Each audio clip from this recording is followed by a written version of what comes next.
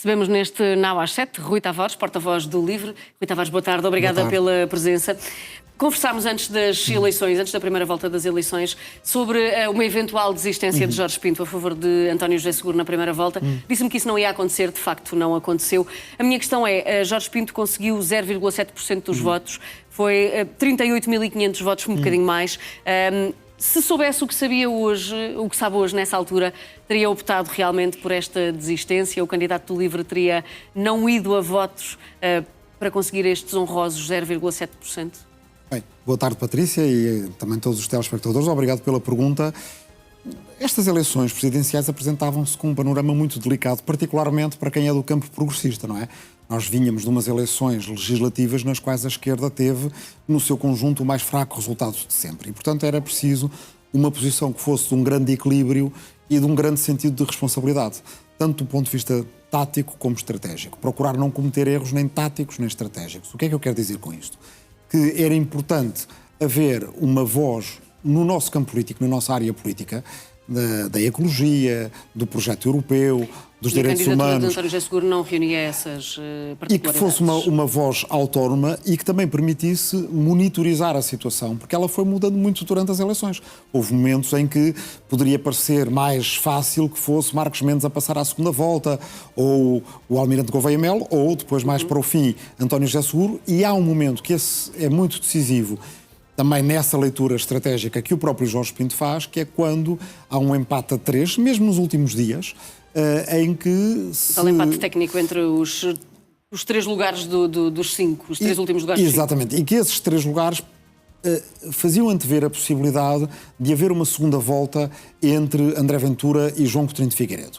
Ora, o LIVRE apoiaria sempre, como partido, um candidato democrata contra apoiaria João Coutinho de Figueiredo, se fosse ele a passar à segunda volta. Candidato democrata, qualquer candidato democrata contra André Ventura. Se fosse João Coutinho de Figueiredo, se fosse Luís Marques Mendes, apoiaria esse candidato. Mas, evidentemente, que apoiaríamos sempre um candidato democrata, qualquer que ele fosse, contra André Ventura, daqueles que tinham possibilidades de passar à segunda volta. Mas que, evidentemente, do ponto de vista estratégico, e aí está, eu acho, a grande responsabilidade e até o sentido de consciência que o Jorge Pinto tem, de garantir que passasse um candidato progressista e um candidato que se revê na Constituição.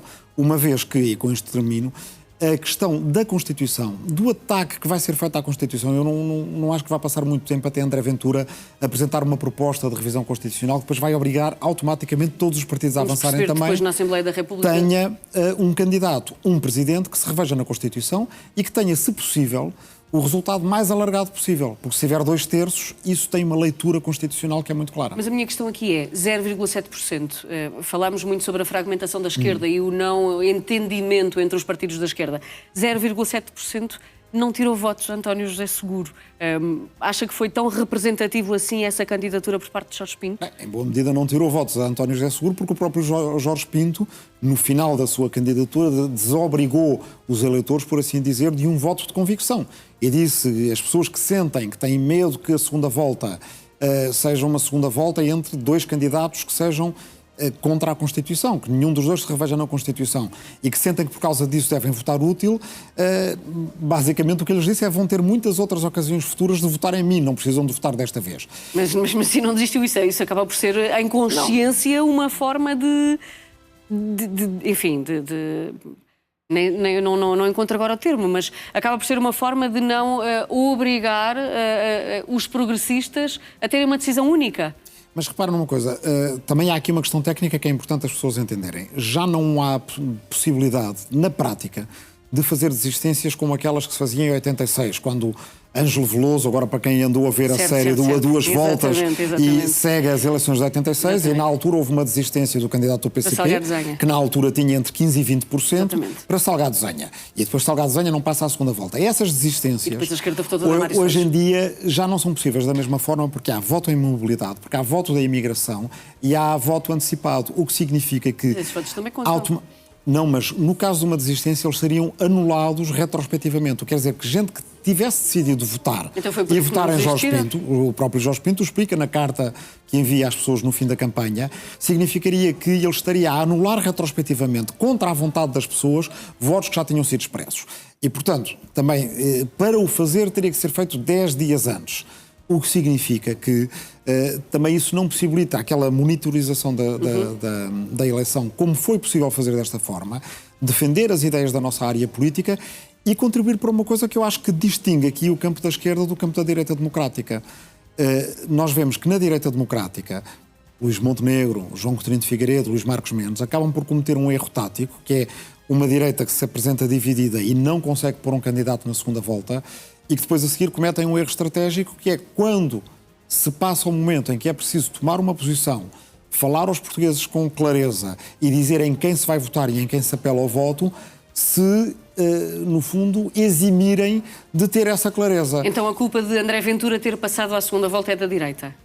Bem, cada campo tem as suas responsabilidades. Do lado da esquerda, nós, pelo menos no que ao LIVRE diz respeito, nunca nos apresentámos a estas eleições com o prego ao fundo, tendo o melhor resultado possível, mesmo que isso significasse que não tínhamos ninguém da esquerda na segunda volta.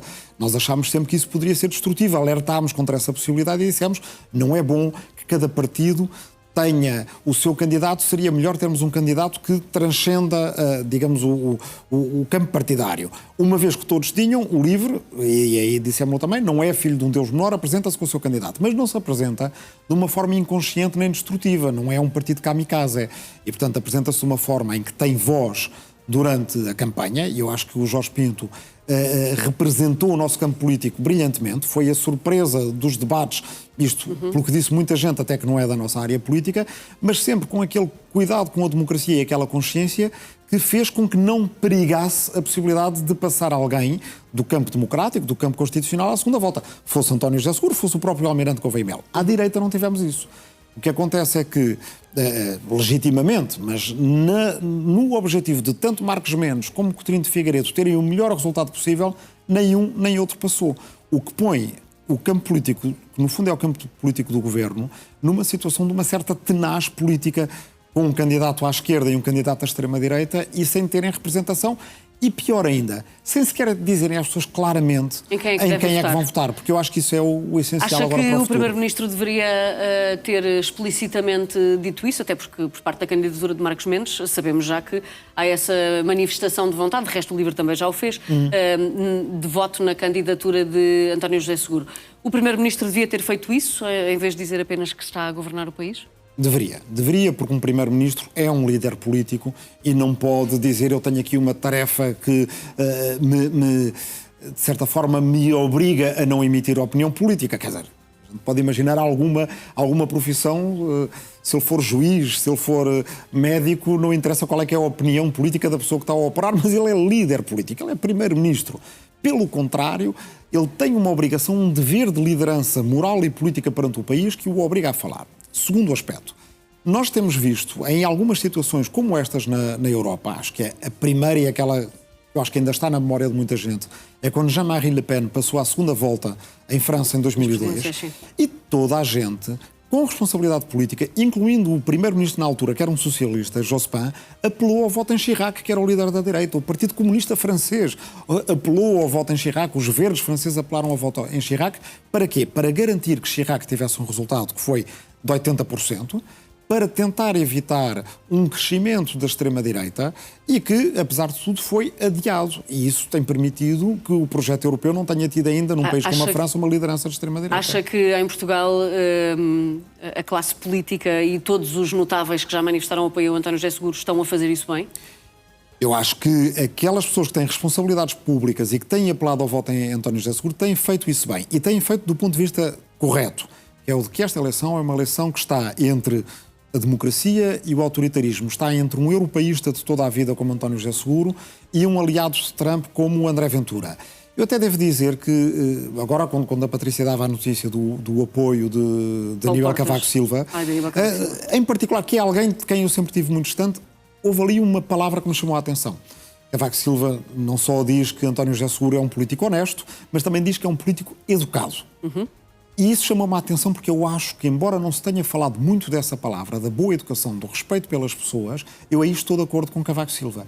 É um elemento central na maneira como o nosso próprio povo, o povo português, é um povo cordado, é um povo que gosta de respeito e de respeitar as pessoas, que gosta de boa educação, é um povo que não gosta de políticos mal criados, por assim dizer, se eu posso dizer de uma forma simples. E é isso que representa André Ventura? Claramente. Eu acho que aí também Paulo Portas o diz de outra maneira. Paulo Portas diz que não quer ver aquilo que eu vi ao vivo na Assembleia da República quando um chefe de Estado de um país amigo e irmão, como é o Brasil, foi destratado na Assembleia da República por um líder político. Isso, e pela sua bancada, fazendo algo que não fica bem a um país como Portugal, que é um país que quer ser respeitado e que se dá ao respeito.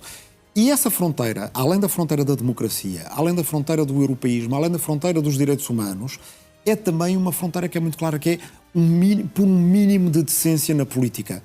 E isso aí deve nortear, deve ficar muito claro por parte de todos os cidadãos, de esquerda ou de direita, que nós, portugueses, muito maioritariamente, não aceitamos uma política que seja feita de uma forma que é desrespeitosa, que é estigmatizante, que é muitas vezes mal criada perante as pessoas. Isso não é aquilo que nós somos, isso não é Portugal no seu melhor. É por isso que é tão importante eleger o chefe de Estado certo, numa altura em que a política europeia e mundial se apresentam de forma tão desafiante? Sim, porque o Presidente da República é alguém que nos representa na nossa unidade.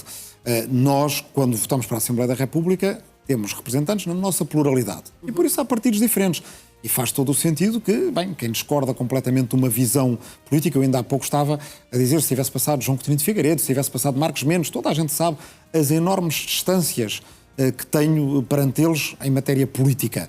E, portanto, nunca votaria neles, nem precisaria de votar neles em eleições legislativas. Mas em eleições presidenciais, nós precisamos de alguém que represente o país na sua unidade. O país quer ser representado por alguém que tem uma palavra de respeito, até de cuidado e de carinho, se necessário for, perante aqueles que são diferentes, perante aqueles que são mais frágeis, ou alguém que, perante aqueles que já são estigmatizados, que já são postos à margem, os trata de uma forma ainda pior. O que é que o que é que teme que aconteça, porque ainda não votámos, o que é que teme que aconteça se André Ventura for eleito? Bem, eu temo que aconteça, até porque, apesar destes bons exemplos de lideranças políticas e morais, até de gente que já não está na vida partidária, que se exprimem, eu acho que há vários erros que estão a ser cometidos e que, enfim, se houver algum manual de como cometer erros e acabar a eleger líderes de extrema-direita, estamos a cometer vários deles. Bem, desde logo, o Primeiro-Ministro não se pronunciar, os partidos não se pronunciarem todos, as lideranças políticas como a Mariana Leitão da Iniciativa Liberal não se pronunciarem enquanto lideranças políticas. Dizem, eu vou votar desta forma pessoalmente, mas tenho... No fundo, isto transmite às pessoas uma ideia de medo, de cobardia em relação a assumir uma posição de liderança política no próprio partido. A gente sabe que às vezes, mesmo nos nossos próprios partidos, não é sempre fácil tomar uma posição. E se eu estivesse na mesma situação, não seria fácil virar-me para o LIVRE e dizer, olha, nós vamos votar em alguém de direita, nós vamos votar em alguém que quer privatizar serviços que nós achamos que devem ser públicos, mas é neste momento o nosso baluarte contra a extrema-direita. Precisamente por isso é que não nos pusemos nessa situação e, da parte do Jorge Pinto, houve a tal leitura e condução inteligente do nosso processo político que fez com que não tivéssemos essa escolha, que para nós seria uma escolha muito difícil na segunda volta, muito dilemática.